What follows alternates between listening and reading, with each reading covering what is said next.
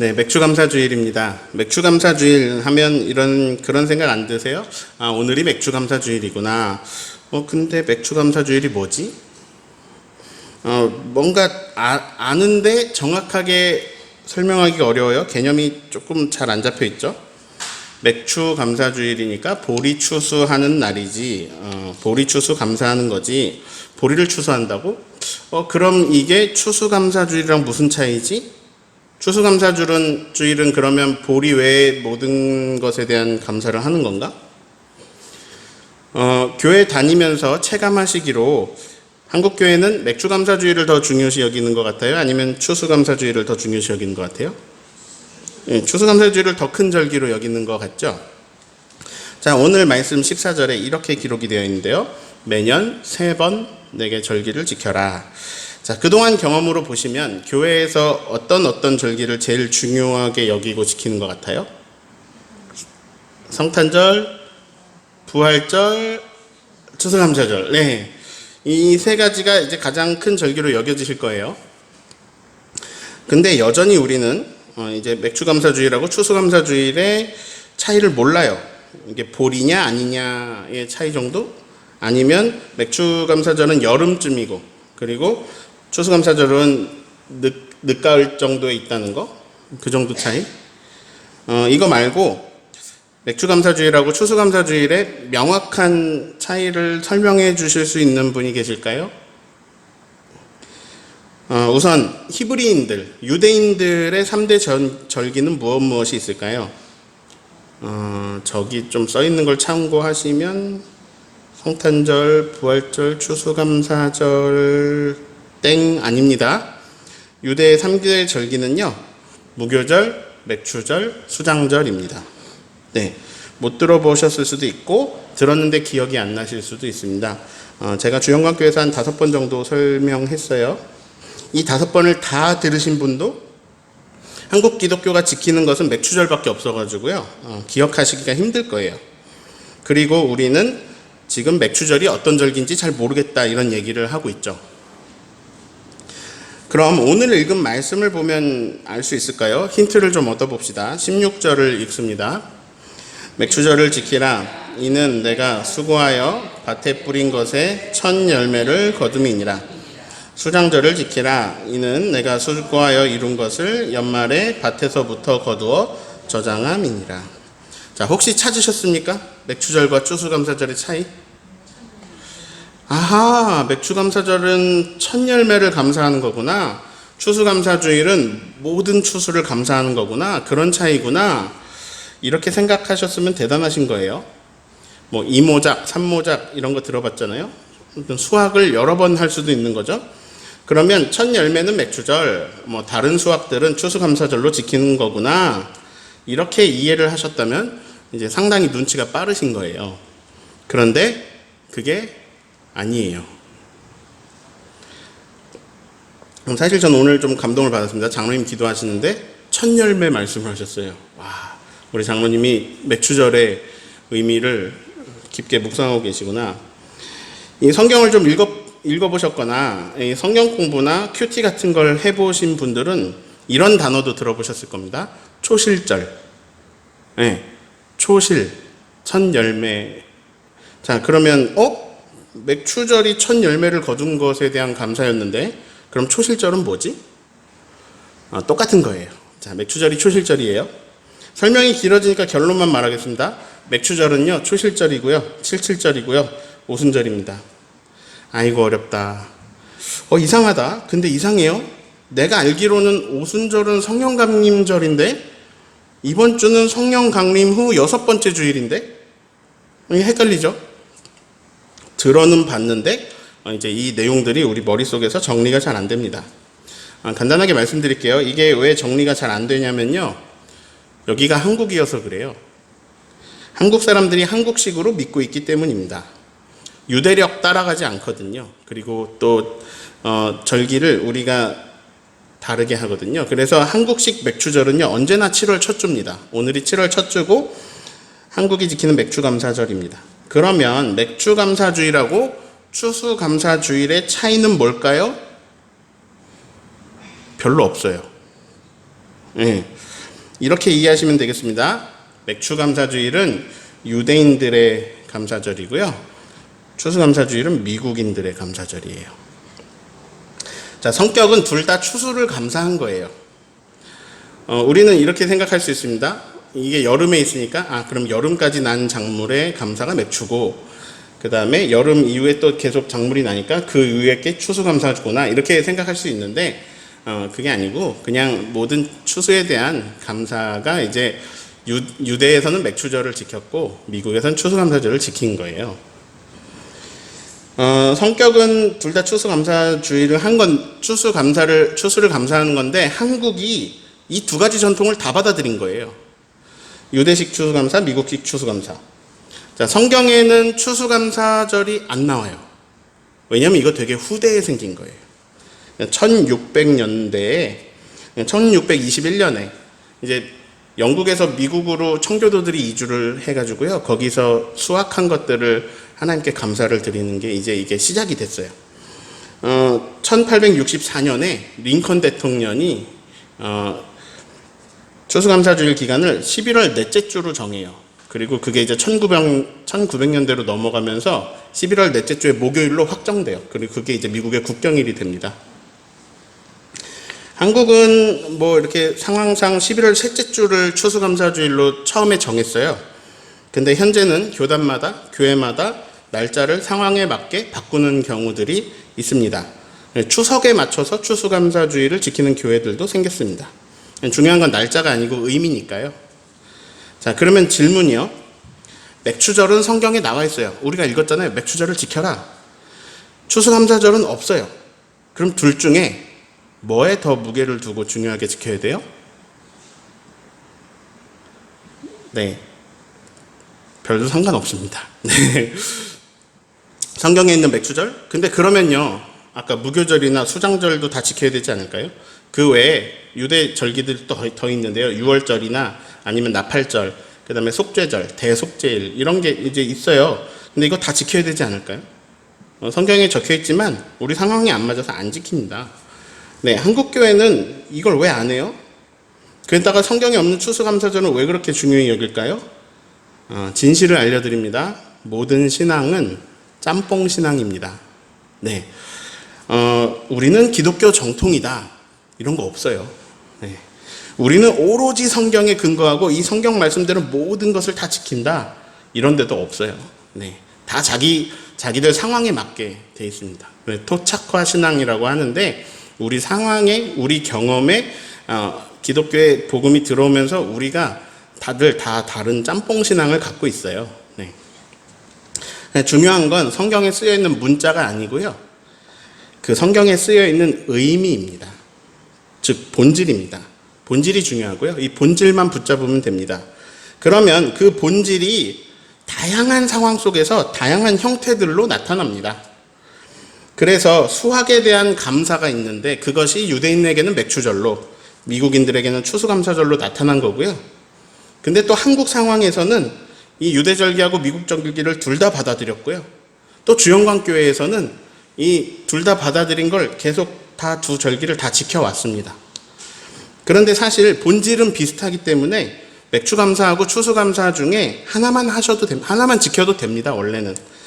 그래서 추수감사주일은 지키고 맥추감사주일을 안 지키는 교회들이 꽤 있습니다. 우리도 그렇게 해도 되고요.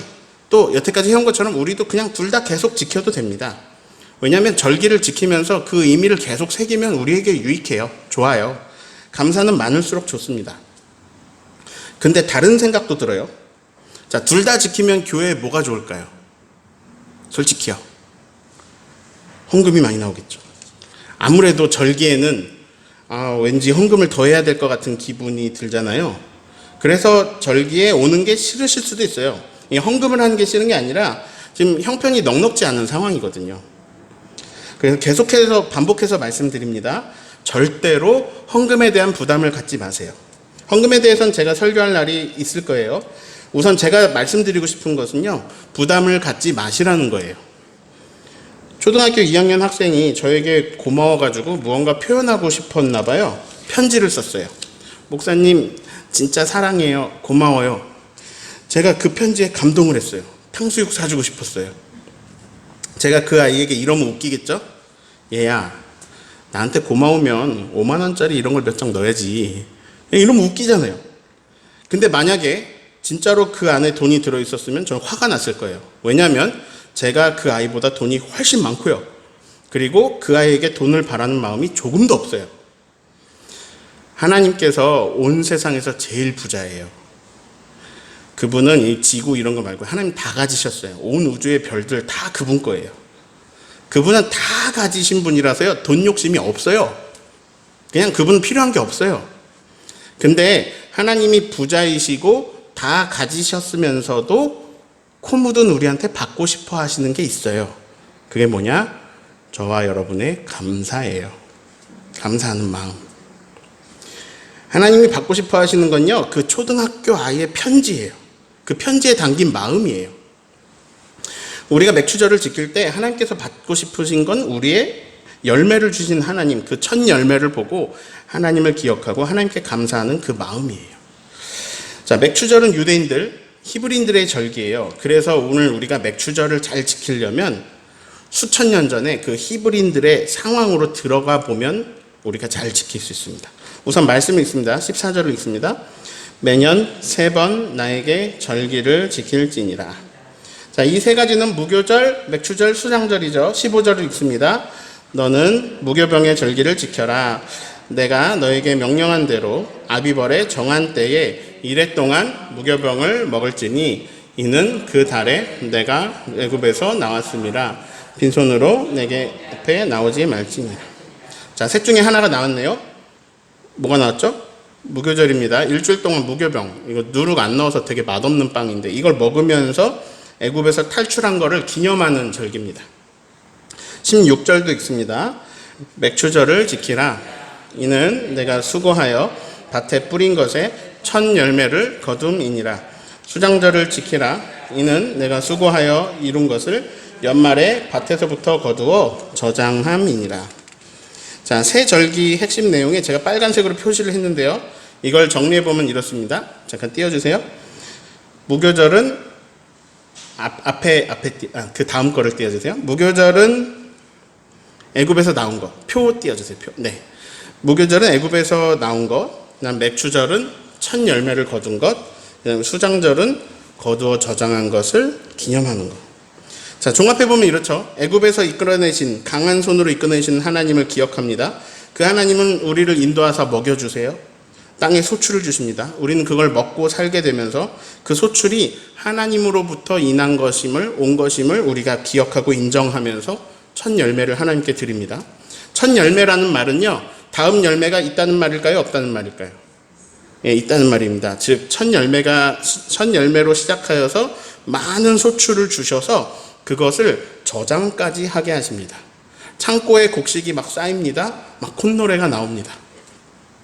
아하, 애굽에서 나와서, 애굽이 저쪽에 있고 가나안이 이쪽에 있는데요. 애굽에서 나와서 여기 가나안에 가서 농사 지으면서 열매 거두고 저장까지 하게 하시는 하나님께 감사하는 거구나. 네, 맞아요. 그게 1년 동안 절기를 지키는 거예요. 여기서 오늘 설교 제목을 기억해 봅시다. 뭐죠? 오늘 설교 제목. 미리 행복한 사람들. 자, 맥추절이요. 열매를 거둔 다음에 그 거둔 열매, 첫 열매를 감사하는 건가요? 아니면은 열매를 거둘 거라고 예상하고 첫 열매를 감사하는 걸까요? 아니, 당연히 그 거둔 열매를 감사를 하는 거죠. 아니, 거둔 열매로 첫 열매를 드려야죠. 무슨 거두지도 않은 걸 어떻게 감사해요? 예. 근데 오늘 설교 제목에 따르면 왠지 거두지도 않은 거를 감사해야만 할 것 같은 불길한 예감이 들지 않으세요? 뭐야, 나는 거둔 것도 없는데 감사하라고? 거두지도 않은 걸 감사하라고? 에라이, 돈독이 위에 올라도 유분수지. 응? 받지도 않은 것까지 미리 감사해서 헌금하란 말이냐? 이런 거 아닙니다. 네, 하나님 그런 분이시냐? 그런 거 아니에요. 자, 잘 들어보세요. 우리가 요즘 아브라함 시리즈 말씀 나누고 있죠. 오늘 말씀을 정확히 이해하려면 그 내용이 좀 필요해요. 아브라함에게 주신 두 가지 약속이 뭐죠? 땅 줄게, 후손 줄게. 예. 합치면 엄청나게 많은 너의 후손들이 이 땅에서 살게 해줄게. 가나안 땅에서. 네, 성경 순서 한번 외워볼까요? 창세기, 출애굽기, 민수기, 신명기, 여호수아. 자, 여기까지요. 창세기에는요, 창조하신 이야기 나오고요. 이제 아담부터 노아, 홍수, 그리고 바벨탑 이런 말씀 나오고요. 갑자기 아브라함이 등장해요. 네, 그리고 아브라함에게 약속 주셨죠? 땅 줄게, 후손 줄게. 자, 우리가 지금 창세기 13장 지나고 있는데요. 땅 주셨나요? 아직입니다. 후손 주셨나요? 아직이에요. 이건 약속이죠. 근데 이제 드디어 창세기 뒷부분으로 가면서 후손이 태어나요. 이삭이 태어납니다. 그 밑에 야곱이 태어나고요. 그 밑에 야곱의 12아들이 태어납니다. 그 중에 한 명이 요셉이고요.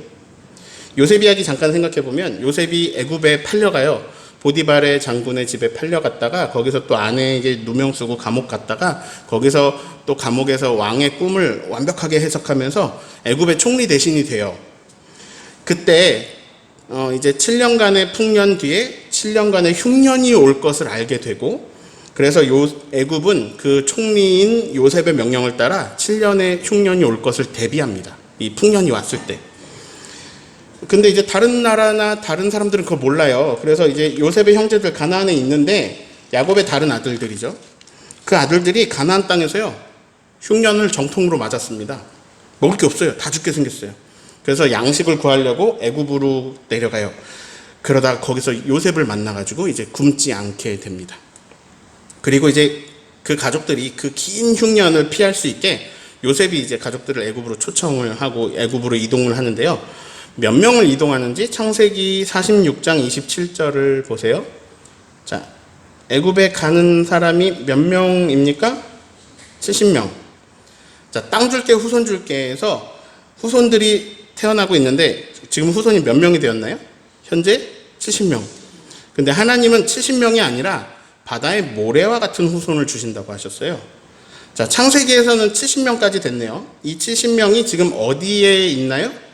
애굽에. 이상하네요. 가나안을 주신다 그랬는데 흉년이 길어서 요셉 따라서 70명 모두가 애굽에 갔어요. 창세기 끝. 자, 이제 출애굽기로 넘어갑니다. 이 후손 줄게 약속이 계속 이어집니다. 그래서 아브라함의 후손들은요, 생육하고 번성해가지고 막 수가 많아집니다. 어느 땅에서요? 애굽에서. 애굽의 고센이라는 땅에서 계속 후손이 급격하게 늘어났어요. 그리고 세월이 막 흐르고 요셉을 모르는 시대가 왔어요. 애굽 왕이, 다른 민족이 막 늘어났잖아요. 히브리 민족이 점점 많아지는 걸 두려워해서 이들을 노예로 만들어버립니다. 아브라함의 후손들은 애굽 땅에서 람셋을 지으면서 강제 노역, 노예 생활을 합니다. 이들이 노예 생활이 너무 괴로워가지고요, 막 부르짖습니다. 하나님이 그 신음소리를 들으세요. 그리고 하나님이 이제 한 사람을 리더로 세워서 그들을 애굽에서 이끌고 나오시는데요. 그 사람 이름이 뭐죠? 모세. 10가지 재앙이 내리고요. 막 마지막 재앙이 장자의 죽음인데 애굽 땅의 장자들 첫 아들이 막 다 죽습니다. 그때 바로의 아들도 죽었어요. 바로가 두 손 들고 히브리 사람들 나가라 이렇게 하는데요. 근데 또 마음이 바뀌어가지고 막 다시 쫓아오다가 홍해에서 혼쭐이 나요. 히브리 사람들은 드디어 애굽에서 탈출에 성공합니다.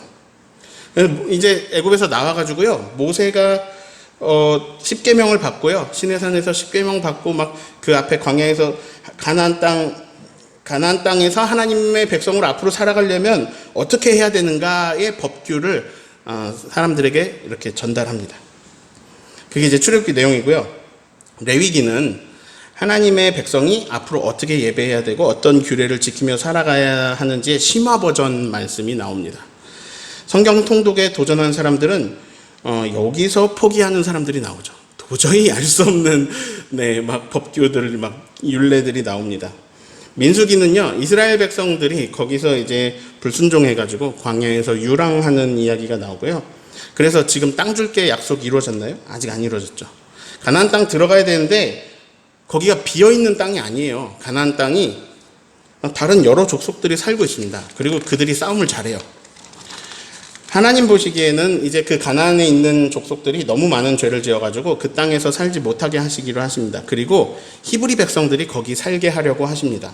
그러면 이제 전쟁을 해야겠는데요. 민수기는 전쟁할 수 있는 사람들을 이제 지파별로 숫자 파악하는 내용이 나옵니다. 민수기가 영어로 넘버스예요. 백성민, 셈수, 백성의 숫자를 세었다 해서 민수기예요. 인구조사한 이야기입니다. 자, 신명기는요, 가나안 땅에 들어가기 전에 모세가 그동안 광야에서 막 백성들이 잘못하고 그 죄 지은 것들 반복하지 말고 하나님의 백성으로 살아가는 방법에 대해서 설교하는 내용들이 나옵니다. 자, 아직도 땅 줄게 약속이 안 이루어졌어요. 자, 모세는 가나안에 들어가지 못하고 후계자에게 지도권을 넘깁니다. 그 사람 이름이 누구죠? 여호수아. 예. 여호수아는 말씀에 순종하면서 가나안에 있는 족속들과 싸우면서 가나안 땅을 막 차지해 나갑니다. 그리고 가나안 땅보다 결론적으로 더 넓은 땅을 차지하고요. 그 땅을 12지파가 분배받는 말씀이 나옵니다. 예. 그래서 드디어 땅 줄게까지 약속이 이루어지는 걸 볼 수 있습니다. 자, 우리가 지금 창세기부터 여호수아까지 엄청 빠른 속도로 살펴봤는데요. 이게 맥추절하고 무슨 상관이죠? 맥추절은 뭘 감사하는 절기죠? 첫 열매. 자, 땅의 소출입니다. 예? 지금 뭐라고요? 땅의 소출이. 땅이라고요? 하나님이 아브라함에게 약속하신 땅, 그 땅에서 나오는 수확을 감사하는 겁니다. 자, 수장절은요, 그 땅에서 나온 것을 저장하게 되면 더 기뻐하면서 감사하는 거죠.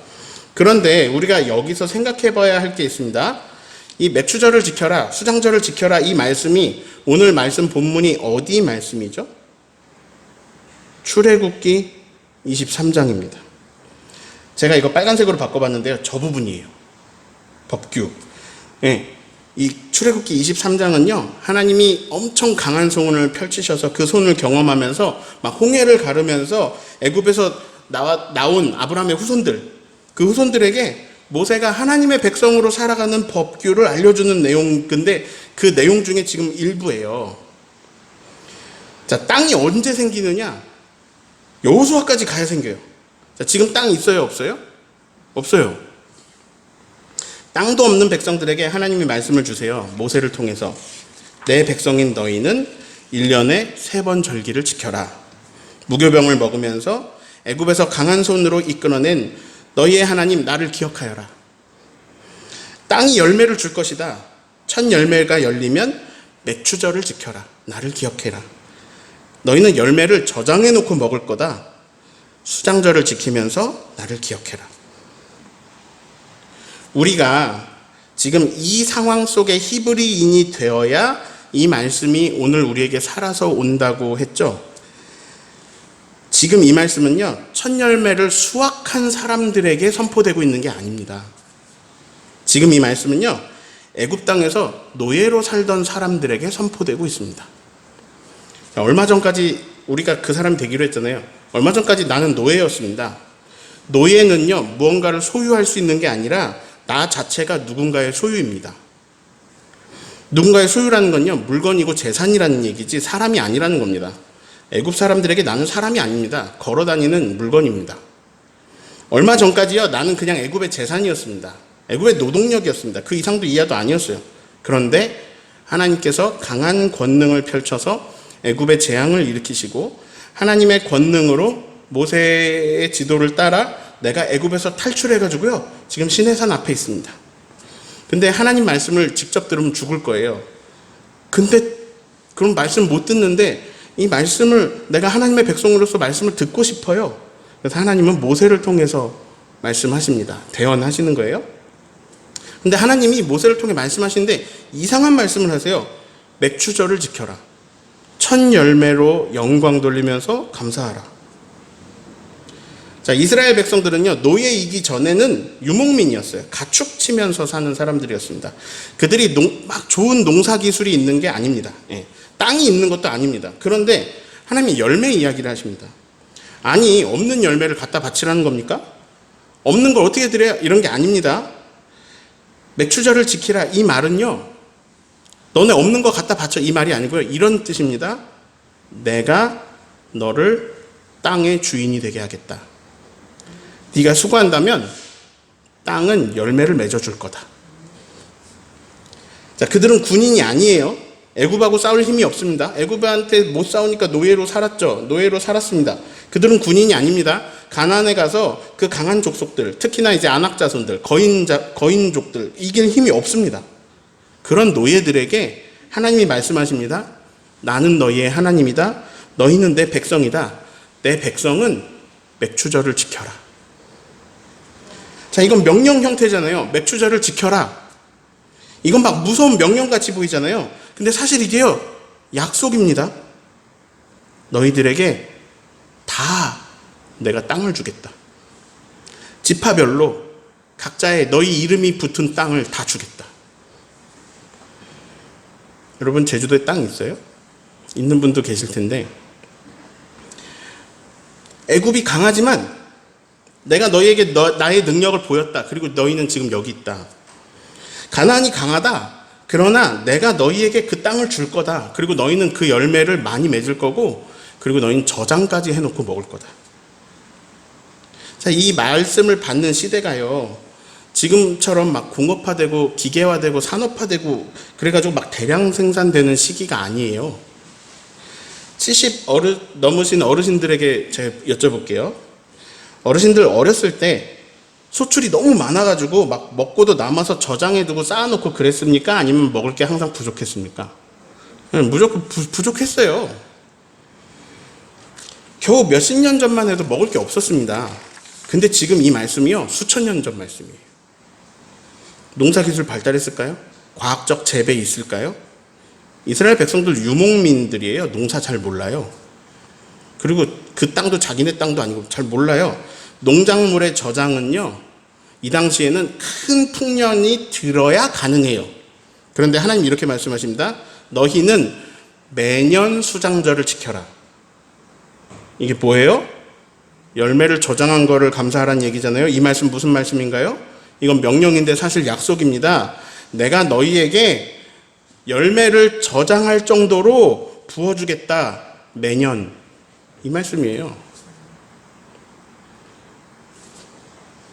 코로나로 어려우시죠? 힘드시죠? 근데 맥주감사절이래요. 가뜩이나 힘든데. 오늘 교회 안 가가지고 헌금 안 하고 싶다. 이런 생각이 들 만큼 우리가 힘든 시기를 보내고 있습니다. 그런 분들이 많을 거예요. 그런데 이 상황에 노예들에게 내렸던 약속을 우리에게 주시지 않을까? 이런 생각이 들었습니다. 예를 들어 볼게요. 종철아, 맥추절을 지켜라. 제가 속으로 생각하죠. 무슨 노예인데 땅도 없는데 무슨 첫 열매가 있습니까? 아브라함이요, 땅 줄게 후손 줄게 이거 못 믿어서 애굽에 가가지고 아내 팔아먹으면서 삽질했다. 이게 지난주 말씀이잖아요. 하나님 주시면 땅도 후손도 생기는 건데 그거 못 믿어서 자기가 죽을 거라고 생각해서 아내를 누이라고 속이잖아요. 근데 나중에 보니까요, 지금 출애굽기 와서 보니까 이미 후손들을 일으키셨습니다. 지금 아브라함의 후손들이 노예 생활 하다가요, 노예 생활하다 하나님 앞에 섰습니다. 애굽에서 나와서 아브라함이 약속받은 것과 마찬가지로요, 그의 후손들이 하나님 앞에 서서 하나님의 약속을 받고 있습니다. 얘들아, 너희 노예 아니야. 나 여호와 내 백성이야. 내가 땅을 줄게. 거기서 열심히 농사 한번 지어봐. 열매가 맺힐 거야. 농사 지어본 적 없다고? 걱정하지 마. 열매가 맺힐 거야. 심지어 저장할 거야. 매년 그럴 거야. 너희는 매년 맥추절과 수장절을 지켜라. 그리고 너희가 그렇게 풍족할 때 꼭 기억하면서 이것을 지켜라. 그것은 내가 준 것이다. 여러분, 이거를요, 여러분의 말씀으로 받으세요. 현실을 보고요, 나를 보면요, 자꾸 소망이 사라져요. 그런데 하나님을 바라볼 때 우리는 소망 속에서 살 수 있습니다. 행복할 수 있습니다. 맥추절을 지켜라, 수장절을 지켜라. 이 말씀이요, 오늘 나에게 들려주시는 내 말씀이 된다면, 그러면 우리는요, 미리 행복할 수 있습니다. 왜냐면요, 저장해 둘 거거든요, 매년. 저장한 것 때문에 감사할 거거든요. 자, 광야는 오로지 하나님만 바라보는 곳이에요. 은혜 없이 살 수 없는 곳이에요. 내가 노력할 영역이 너무 작아요. 만나가 내려와야 먹습니다. 메추라기가 날아와야 먹습니다. 그런데요, 이제 땅을 주시면 그럼 이제는 내가 힘을 좀 내야 됩니다. 내 영역이, 내가 노력할 영역이 생겨요. 파란색 말씀 좀 보세요. 메추절을 지켜라. 이는 하나님이 수고한 게 아니에요. 네가 수고해서 밭에 뿌린 것이 열매를 줄 거다. 수장절 지켜라. 이거는 네가 수고해서 이룬 것을 거둬서 저장할 거다. 아니, 내가 수고했는데 왜 하나님한테 드려? 근데 땅을 주시고 이 열매를 맺게 하시는 분이, 난 노예인데, 난 누군가의 소유였는데 내게 소유를 주시고 내가 저장까지 하게 하시는 분이 하나님인 것을 기억하고 맥추절과 수장절을 지키라는 거예요.